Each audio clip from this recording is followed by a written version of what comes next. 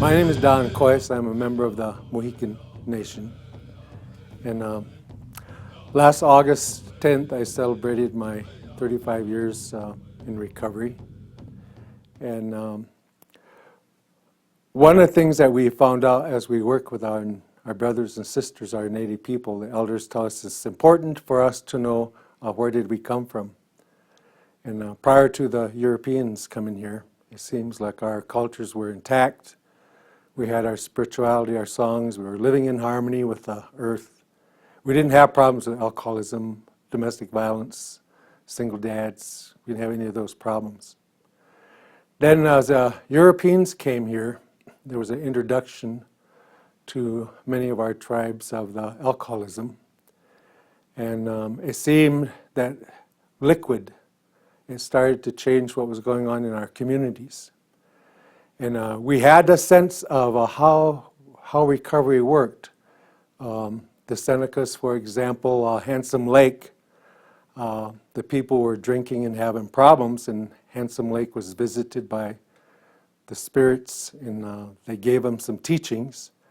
And out of those teachings, he got the people together, he formed circles, and reversed the problems that was going on with alcohol, and got the whole tribe sober again.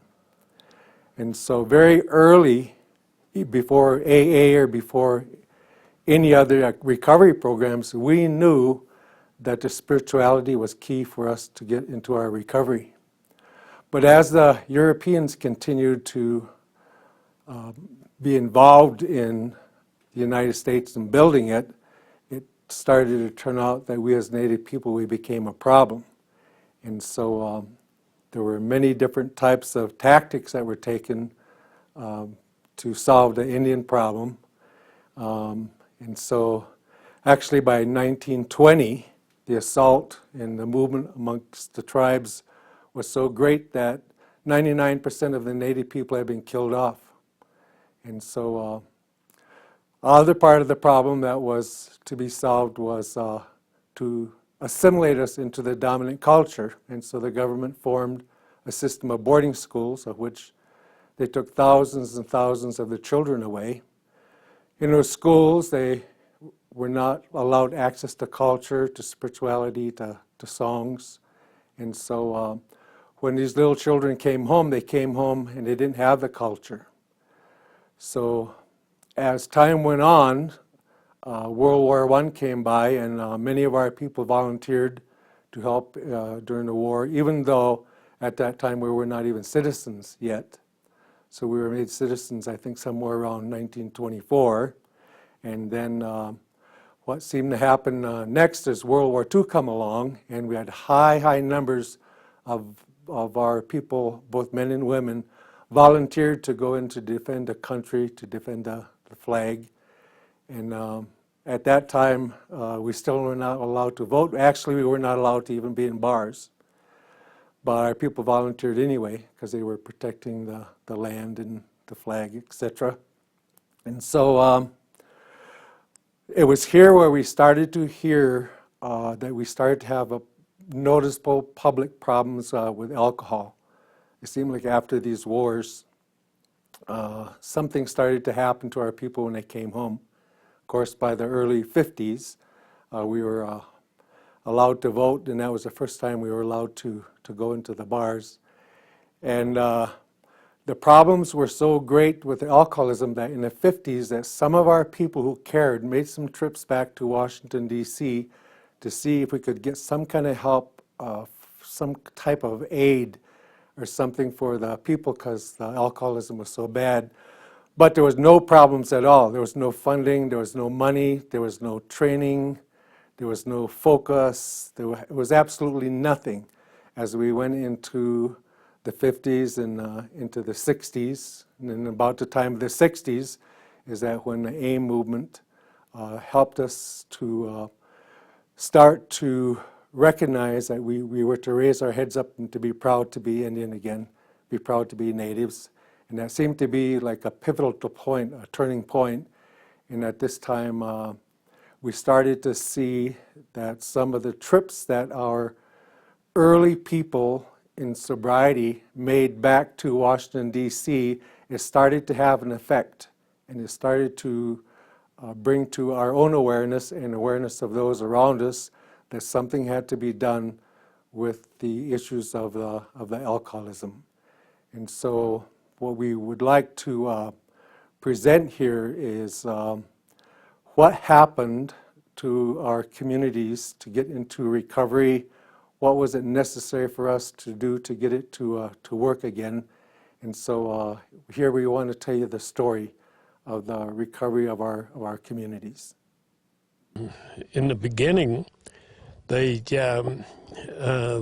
federal government, through their basic agencies, started community action team stuff, and they funded through community action team, that was Department of Commerce, some of the very early beginning alcohol programs, and then later those grassroots OEO programs were transferred to the new agency, which was called NIAAA, National Institute for Alcoholism and Alcohol Abuse. And that was just, in the beginning, a branch of the National Institute for Mental Health, NIMH, and then it became an institute in and of its own, primarily through Senator Hughes from Iowa, who was an AA member, and he just fought that through. That was his top priority, and he got NIAAA funded and established as an institute. I remember when I was told not to take the risk and not to stand up. I remember all of those things, and I remember also that covenant with God that I said I would stand up and that I would not shrink away. I had no knowledge then that I would walk the pathways that I walked, that I would have to go to the people of my state and my nation and say, believe in me, I have failed. But I had a disease, not a weakness. None of this 3 times and you're out bullshit. 3 times and you're out and I would have been dead. I wasn't out after 3 times. I was sick. I don't deserve to be put in prison for the rest of my life or declared insane. I deserve compassionate, understanding, treatment, opportunity. And if I don't make it the first time, then I deserve it the second time. And I deserve commitment to the end that I will not give up on anyone. Yes, I look out,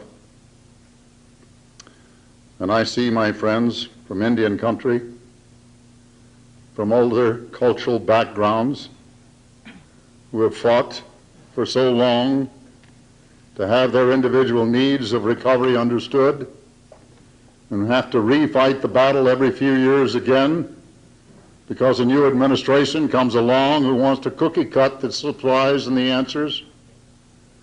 It can't be done that way.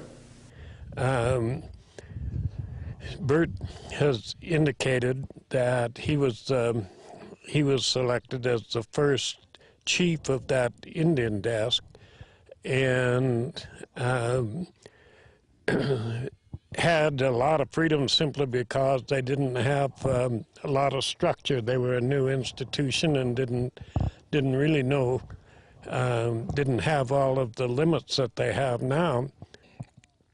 I started going around the reservations, and primarily my purpose was to find a few alcoholics that had stopped drinking and get them to get a Alcoholics Anonymous group started.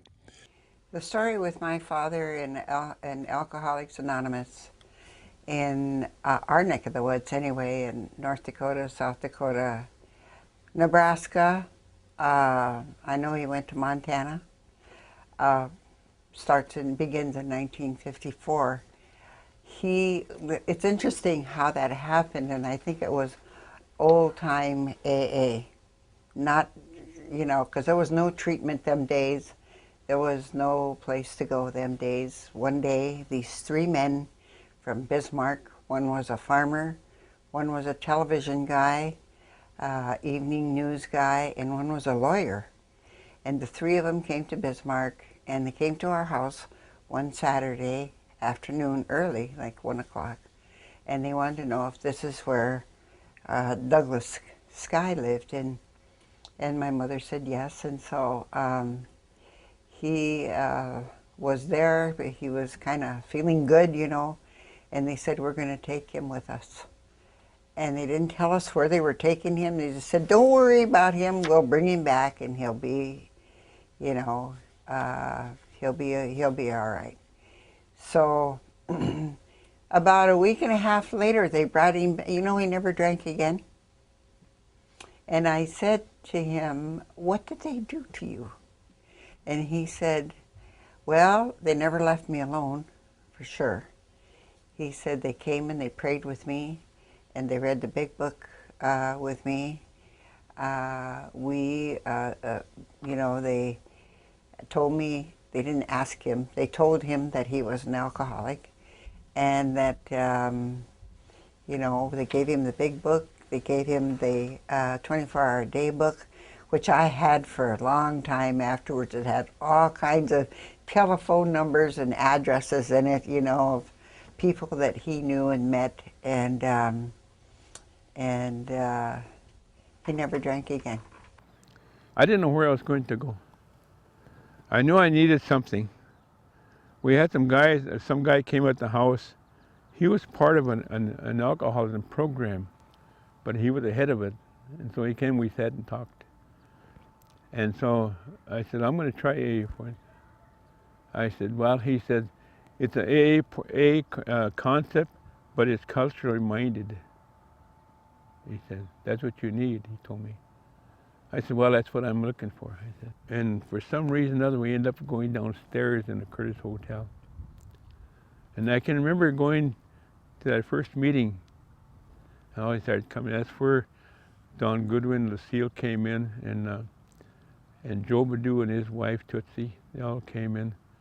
I don't know if Dennis was there or not, but there was probably about 18 people came. They were all sitting on the floor. And so they all spoke. And so it come to me. But yet I was still ashamed. I was still ashamed of the life I was leading under alcoholism. And so whenever they all got done and they said, well, Frank, you're next. So I got up, you know, big me, I get up and I said, my name is Frank Dickinson. I said, I didn't want to tell them I was an recovering alcoholic. I still was ashamed of that, to tell everybody I was a recovering alcoholic. So that was the first meeting, the very first meeting. And I can remember Joe and all those guys, Joe Badoon and Don Goodwin, said, time will come when you get to where we're at. So then, the second time around, same thing happened again. So I can remember the third week, this is the third time. And I said, when I get home, I said, I gotta speak, I gotta get this out of here, somewhere I gotta open up. So then finally, third week rolled around, I go to the meeting and they leave me for last again. So they said, well, we'll leave you to last, Frank. He said, you got the floor. So I got up and I talked. And that's the very first time I told him, I said, I'm recovering from alcoholism. That was my first time. And so, and he said, hey, and then they all kind of clapped. And I said, well, don't clap for me. I said, pat yourselves on the back, because you're the one that told me about this. You know. So then finally I talked, and I talked about my alcoholism, about my drinking.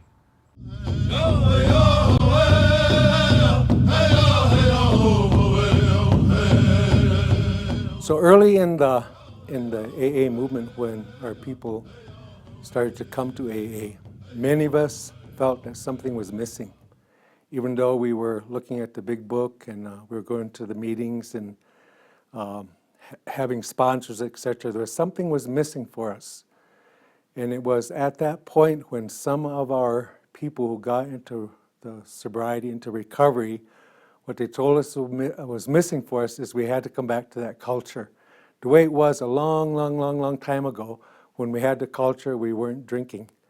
And so we had forgotten that. And when we started to get reminded that we needed to bring the culture, the spirituality, each of our tribes bringing our own culture, our own spirituality in our own ways, then we started to see that the steps in the process of recovery started to work for us. And we all went out to Dr. Bob's grave in a cemetery in Akron, Ohio. Hundreds of us people, of us AAs that were there attending that meeting.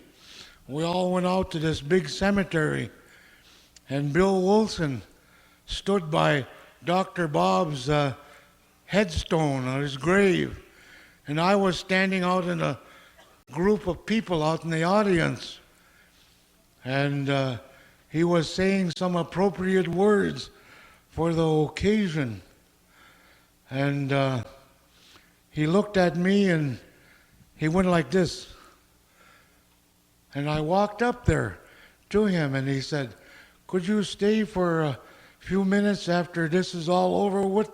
I want to talk to you," he said. Bill Wilson. And I took a picture with him. I have it at home. But when it was all over with, everybody got into buses and cars, and just Bill Wilson and I were standing out there by Dr. Bob's grave. And here's what he said to me. He says, "You know, I know that you are a Native American, aren't you?" he said. I said, "Yeah." I said, "Yeah, I am." I said, "I'm also sober Indian," I said. So he said to me, he says, "You know," he says, "we borrowed from Native American spiritual philosophy to put this program together. Those of us who put the AA program together, the basic values," he said, "we borrowed from Native American spirituality to make this program work. I just thought I'd like you to know that," he said. It's exactly what he said. And I'm not here to say that the AA program is Native American. I'm not here to say that any more than I would say it's Irish or Jewish or what. It's God's given way of life, of how to live sober, how to experience those feelings of love and concern for our fellow man. That's what it's all about. The program of Alcoholics Anonymous is a spiritual gift of the Creator, a spiritual gift that we live one day at a time. We live it one day at a time. They did it with their prayers. When they, they started the meeting with the prayer, that was always in Lakota or Dakota or Crow or wherever they were. And they would end it the same way. They always said that the 12 steps and the 12 traditions were so similar to the Indian way of life and living and the belief system that there was no way that they could really differentiate. And so that was the attraction to the program for my dad. We're talking about full bloods. Mm-hmm. We're not talking about people who left the reservation. These people never left the reservation ever, mm-hmm. And so except when they were in the military, mm-hmm. But I think that basic concept of the likeness, the similarities in the belief system. Somewhere along the line, that old man that came to see me at the beginning when I was down at the bridge, you see. And he told me, don't say nothing, just listen to what I got to say. And that's what he was talking about. The portion of AA and the culture kind of stuff, we combined them together as he was talking, as he kept going on. That's who that old man was. I didn't know that until they told me. AA has consistently, from the very beginning right on through today, been more aligned with the grassroots.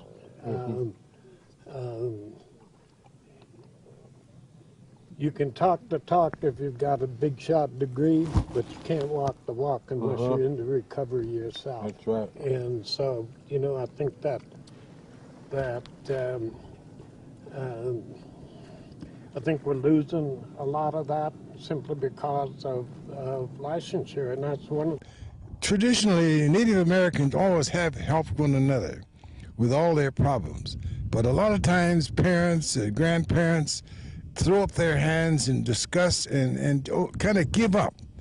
They kind of give up on trying to help their relatives with this problem. And just figure, you know, they're doing it to themselves and we can't stop them. And but this idea and of not being able to try to help them has to be changed.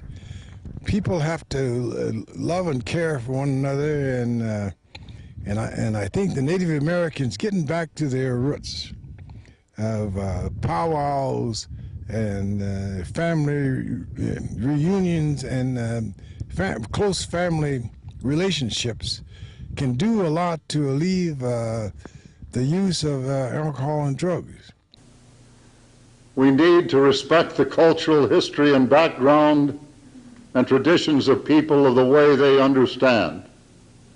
Just as I fought the battles when I was governor for the right of the Amish people of my state to worship God and educate their children in the way they felt and saw fit, so I seek the right for individual cultures to seek, in their traditional ways, the right of recovery that can and will be helpful for them to work in their own life and for the rest of us.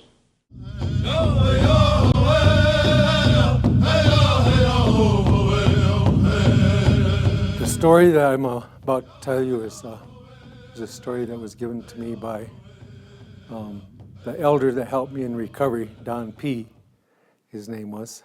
And when he told me this story, I was able to see outside of the self-centered view that I have, always thinking of myself, but I was able to start to see the damage that my alcoholism had done to the family. And he told me the story about the boxing match, and he said in this arena there was two fighters in there, one in the white trunks, one in the black, and one of them was alcohol. And sitting in the other corner there was me. I was sitting in that arena with alcohol. And we were looking at one another and smiling at one another because there was something very attractive about that alcohol. And so as we sat there, people started to come into the arena to watch this fight. And then in the very front row, there was a ribbon. And that was said on that ribbon, it said reserved. And what that usually means is that your family or close friends, they are given the very front seat so that they gotta have a good view and they don't miss anything. And so I happened to look down and I saw my family come sitting in that front row.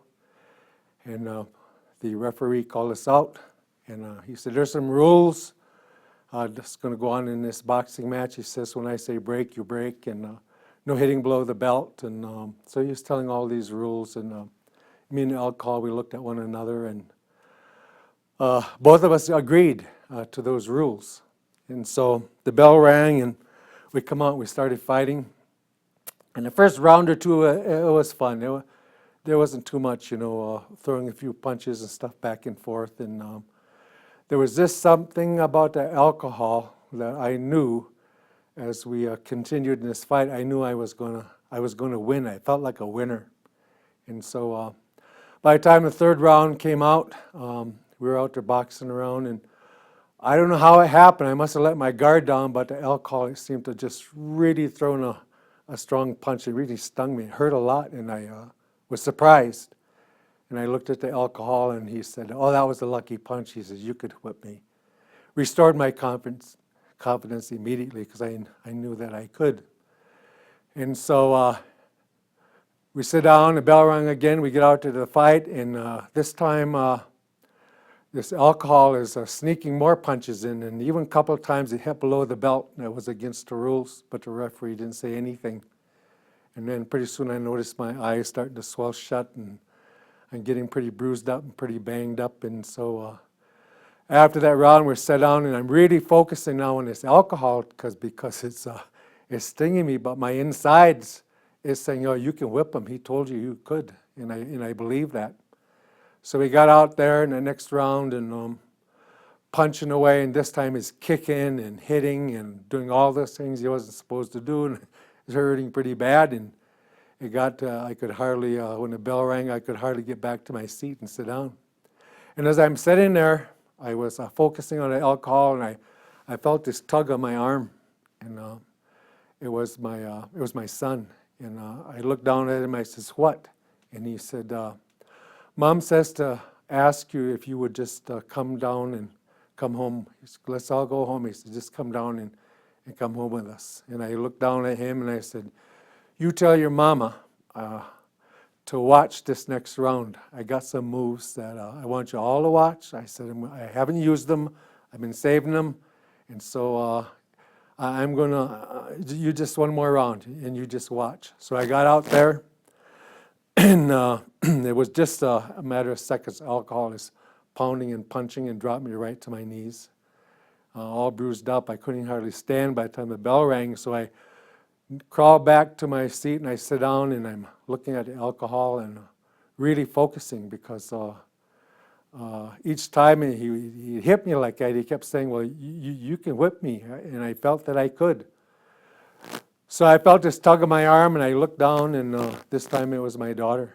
And I looked at her and I says, "What?" And she says, "Mama says to tell you that we want you to come home with us, but if you don't come home, that we're going to go. We can't watch no more, that we're going to leave and we're going to go home. But we want you to come with us." And I looked and I said, "You tell your mama just one more round." I said, "I got some moves. One more move I'm going to make." So I got out there, and that alcohol had just put me down to my knees right away. And I don't remember the moment that my family left. I was focused on alcohol, but I know that they did leave. And so when I got back to my seat there, I was just paralyzed, and I bellowed drink. So I crawled out on my hands and knees, and I on my stomach, swinging at it, alcohol, and it's screaming, "You can whip me." And inside of myself, for the first time, I said, "You know, the alcohol is lying." I said, "I can't." And so I crawled out that arena, and I got out there, and I went and got some books, and I did some exercise, and then one day I got thinking about another move. And so I decided I wanted to go back and try this move I forgot about on alcohol. And I got back to the arena. Sure enough, the alcohol is standing there in the corner, and I said to the alcohol, I says, "I am back." And he said, "I know you would be."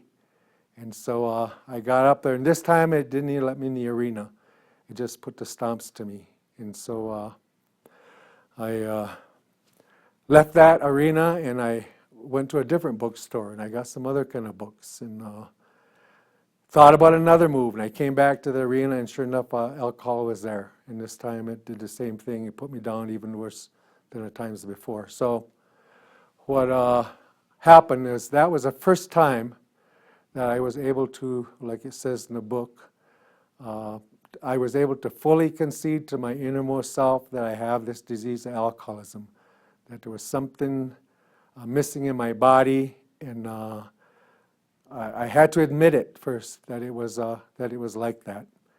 And so what I found out was, though, is as I started to get into recovery, and I come into recovery programs, and I got a sponsor, and I started to write out the steps, and I started to see the damage that I had done to my family. the hurt that I'd done to my children, and the lying that I did, and spending the money, and all those things that it did. I thought, I was so shameful. I was just so full of shame of all these things. But what I found out too is that once I started to get into recovery myself, and I was fortunate enough, my wife at that time found Al-Anon, and she started to go to Al-Anon, and consequence of that, my children found Alateen, and then we started to do our family's talking circles, and learning to use the medicine, and you're learning to use the culture, but to find out that families can heal. It's a family disease. I had done damage to that family. There were a lot of bad things said, a lot of bad things done, but it was necessary for us to talk through that, tough as it was, and for us to look at forgiving one another. Forgiveness was a key for us to come back and rebuild our family into a healthy family. You know, change sometimes is dramatic, and sometimes it's slow. At one time, there's 7 of us. We all drank except my mother. My mother never drank, and I'm always grateful for that, because we would have never had a home, I don't think, if she drank. After he got sober, we all kind of, one by one, quit drinking. Some joined the program, others didn't, you know, but they quit drinking. And today, none of us drink. All 7 of us. And that's that ripple effect, I think, that they talk about in AA, you know, when they say one drunk affects 13 lives. The whole meeting started at 8 o'clock that night, and there were people there, that grandmothers and aunts and uncles and children, anybody who had lost or had someone that was, you know, involved in alcohol. And it was all in Lakota. And at midnight, they broke and they ate, they had lunch, and then the meeting went until 6 o'clock the next morning. And the reason for that was because everybody talked. Some of those old grandmas, you know, had lost their sons and their daughters and their grandchildren, and nobody ever let them talk about it.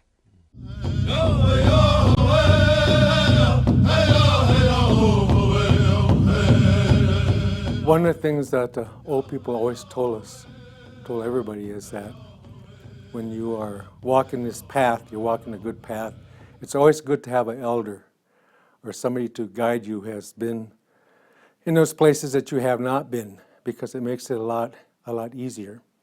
And I think what AA has called that is a sponsorship. And that what we need to realize is that for those of us who have walked on this path of recovery, have figured out some of the tools, some of the spirituality, and what we needed to do it, then what we need to do in order to keep that, we have to turn around and we have to help the next person when they ask for help. And that's not a new thing for us as Native people. We were always helping one another. We were very giving people and a very helpful people. But one of the things a lot of the early people told us in AA is that they would go to incredible extremes. They never stepped over a drunk that was laying in the street. They didn't step over them and look down at them. What they would do is they'd grab that sister or that brother and they'd say, I'm going to help you. They would drive for miles. They would let them stay in their homes. They just made, it was like everyone was gold. If they knew a message that could help you get sober, and when they would see one of our relatives struggling and not doing it, they would go to incredible extremes to help bring you into the program and to get the teachings in the way of a recovery, of which is called sponsorship. Some call it mentorship, but this is something that we have had in our culture since the beginning of time.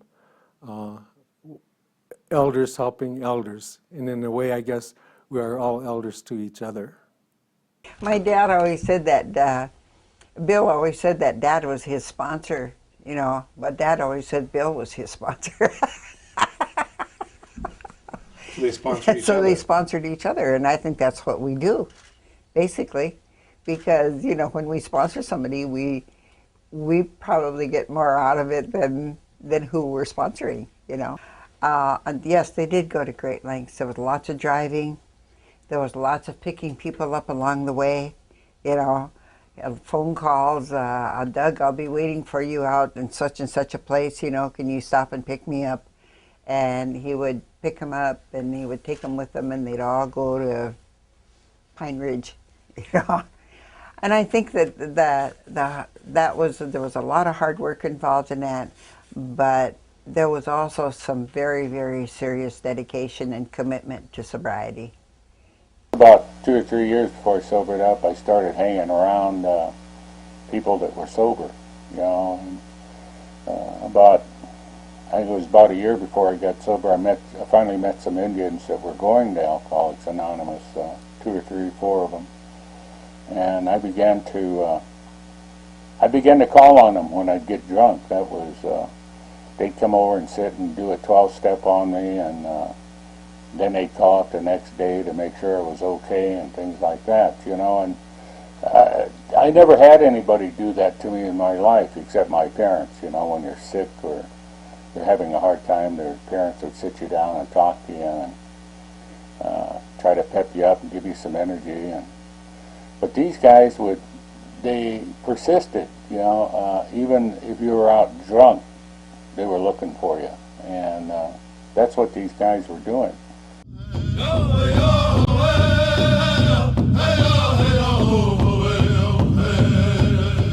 I remember early in my recovery, I was working with a native man, was taking me through the work, through the steps, and I'll never forget how he explained to me what it was. He said, a long time ago, our people, we lived in harmony with the earth, with the principles, the laws, and the values. Then when we started to drink, we quit living that way, quit thinking that way, and we got way out of harmony with the earth. And what he said is the 12 steps it's the 12 gentle ways, because we're not living in harmony with the earth, we're way out. And he said there's 12 steps. You do step 1, then 2, and 3. All those steps in a natural order bring us back to the way it was for us in the old days, back to living in harmony with the principles, the laws, and the values, and the teachings.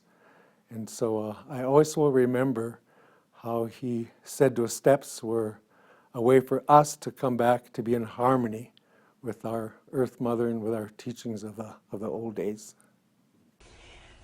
Well, you know, the old concept was to, like they did with my dad, come and get him and work with him and go through the 12 steps and the 12 traditions with them, and I guess they began his 4th and 5th step with him when he was with those men. He came back and he finished it, and then he just moved on. And I remember him saying that, you know, I will always be in one of these steps as long as I live.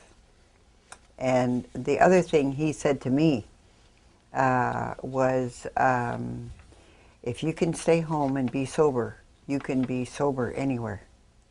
And he said, don't be afraid to talk about me, because I'm part of your problem. Mm. And so that gave me permission, you know, to begin to really look at what was going on with us kids, you know, with his children. It's in those steps.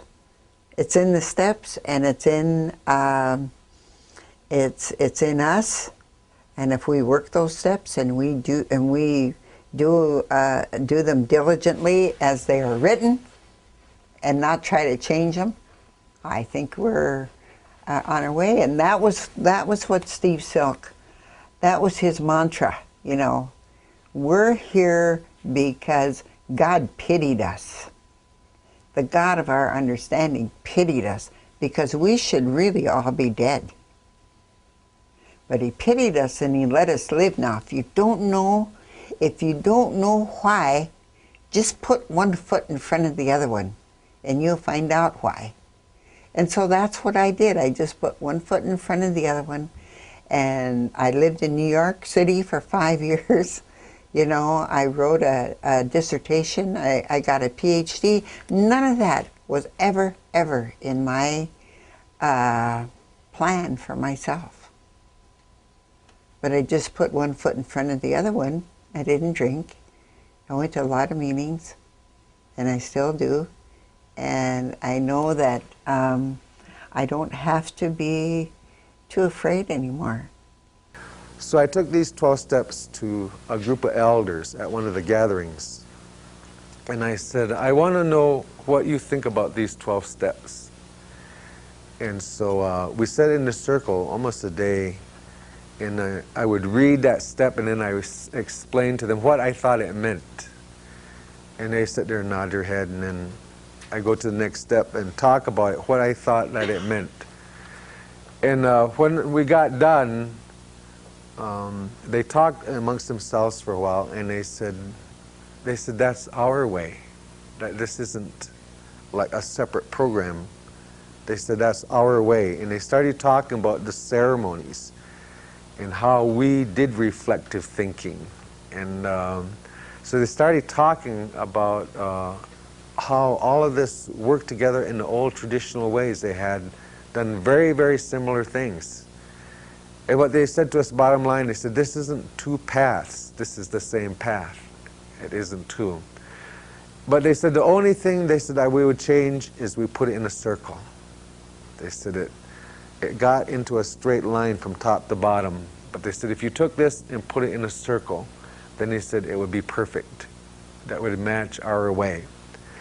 And so when we talk about them, they said you take the wheel and you take these 12 steps, and they said you put steps 1, 2, 3 in the east. And that those 3 steps, what they are about is about finding your relationship with the Creator or that higher power, whatever you choose to call it. That when you take step 1, step 2, step 3, then you make this decision to turn your life and your will over to this power as you understand it. And then they told us, they said, now when you do that work, you should always face the east, because that's like that new sun, new day, new beginning. That there's powers from there, the grandfathers and grandmothers, they're there waiting for us just to turn and face in that power. And then we are like a flower, we'll start to wake up. We start to unfold. We just need to look that way and want it. Then they said you take steps 4, 5, 6 and you put them in the south. And these are the steps where are the inventory steps, where one looks at you gotta look at not only what did somebody else do, but you gotta look at, and what is my part in it, people. Then steps 7, 8, and 9. Those are the steps where we make amends, where we go and we correct. If we have done anything wrong, we need to correct that, unless doing so would hurt someone else more. We wouldn't want to hurt someone else more by doing so. And so that's the direction of the West, the letting go, like the sun taking it away. And that is the direction that we re-establish ourselves with our brothers and sisters, our relations, our relatives. We go and repair. We go and we figure out how to forgive, where forgiveness needs to take place. And so it is in the West, is where we discover our relationship to others. And in the North, then is the direction of the elders, like Old Man Winter. It is there then that the spiritual guidance, in the maintenance, in the growth, in the vision that goes on in these steps. And that's how they told us, just take the steps and put them in a circle. And we have grown a little bit in these steps, that we have finding that the more we use these steps as a circle, then the more we add our culture to them.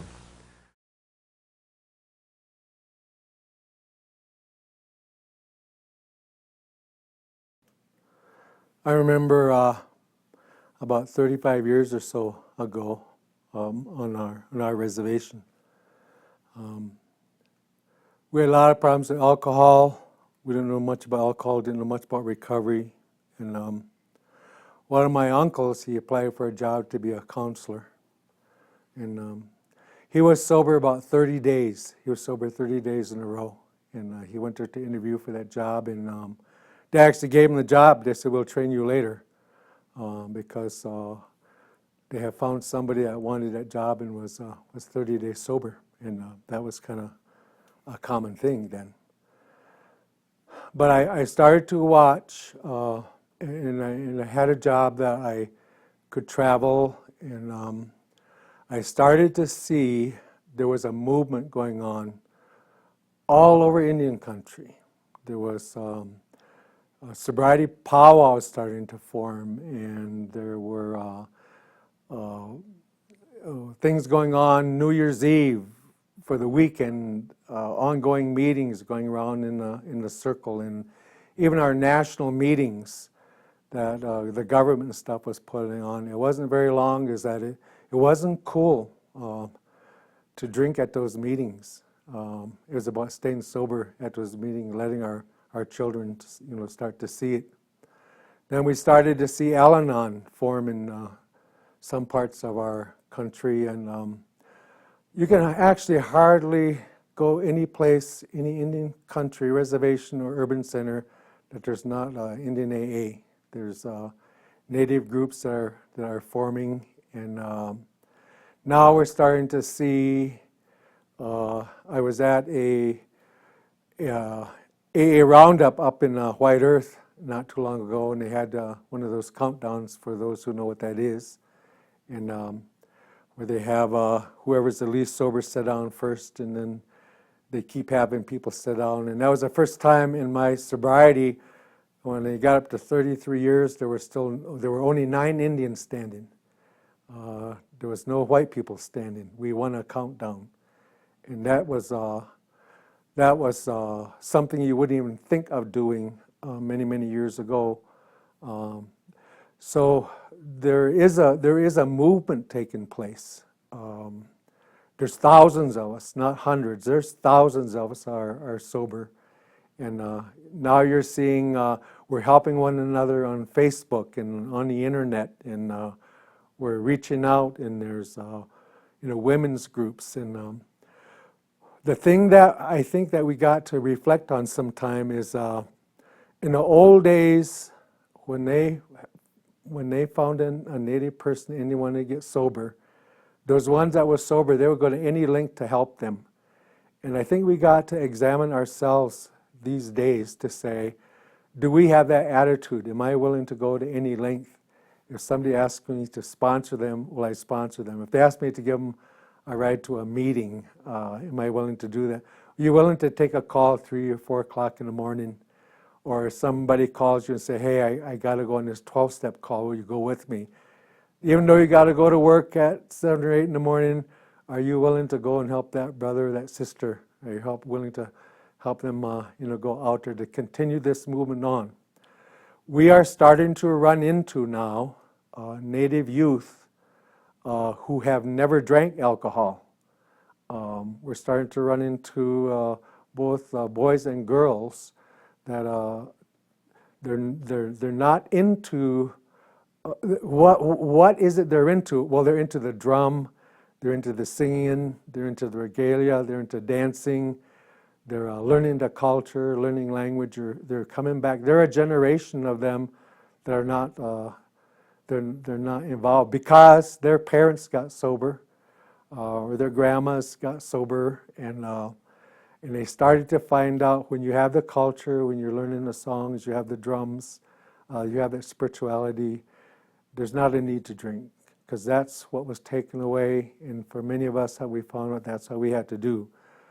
So I think we got to really be proud. If you see a native person, if you're sober just one day, don't put your head down ever no more. You hold your head up and you say, I'm sober one day. I got it. And we know that to have that continuous sobriety, that we got to do a couple of things. One is we got to work on ourselves. Maybe we've had some things happen to us when we were children, when we were little. We need to be willing to find a sponsor or an elder and use our ceremonies and our sweats and those types of things, to heal from that. So what we are passing down to the next generation is sobriety, not intergenerational trauma.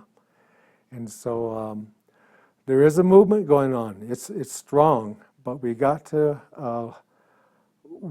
help that other person that's drinking and wants to get into recovery. We need to go to whatever links we got to do to help them. Never to forget who helped you, who helped me, and that's that we have to pass on to the next one. So I think we're at a point in from the 50s, the 60s, the 70s, the 80s, the 90s, and up into the 2000s. We got to be proud. We've got to not always be looking at what's wrong with us. It's time we've got to start looking at what's right with us. That we're sober and that our men are coming back to the families and we're rebuilding like it was intended for us to be all along. So we'll see you on the trail. And so I never went to treatment. I always say I crawled in a program of Alcoholics Anonymous on my belly, because there was no treatment. There was Jamestown, was just beginning a treatment program in 1964, somewhere in there, 63. But I used to go around and pick up people, and in 48, I was going down to get the mail one day, and these 5 guys, it was 3 men and 2 women, were standing on the side of the road, and they were flagging me down. And so I got them in the car, and they wanted a drink. They just got out of jail. And so I took them down to the liquor store, but I wouldn't let them out of the car. I said, "You have to stay here. I'll go in and I'll get you some beer, but I don't want you to get out." So they did. They stayed in there, and I got them a case of beer, and we were driving around. What do you do? There's no place to take them. There was no detox. There was nothing. And so I drove around. Pretty soon I was in Mandan, and they were running out of beer, so I got another couple 6-packs. And finally, I just took them all to Jamestown, and I committed them all. And they were half drunk. They were waving at me, and they said, "We'll go and we'll sign ourselves in for 6 weeks if you promise you come back and get us." And I said I would. So I did. I went back and I got them. But about a week after they, I took them down there, this one guy wrote me a letter, and he said, "Dear Harriet, the first thing I'm going to do when I get out of here is kill you." Love, Gilbert. It's up to us. People say to me, "Where is the leadership in the country? Where are the Harold Hugheses of the future? Where are the voices that cried out in the Congress?" They are you. One of you can rise up, stand up, speak out, and be the voice of the future. Listen to your inner voice. Believe in it. And dare to do what it tells you to do. And be unafraid. You're never alone.